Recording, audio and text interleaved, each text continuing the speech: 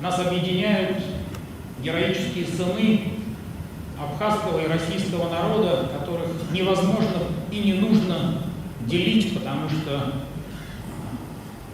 добровольцы-герои, которые в 1992-1993 году отдали свою жизнь за защиту независимости Абхазии, а тогда Абхазия, наверное, первой на постсоветском пространстве столкнулась с реальным неонацизмом.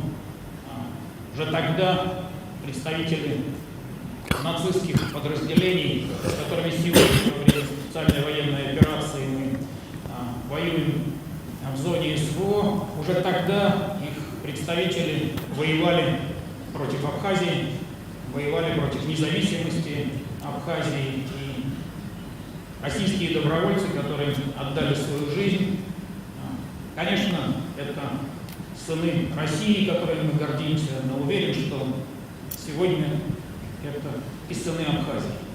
Так же, как 53 героя многонационального абхазского народа, которые отдали свою жизнь в ходе специальной военной операции.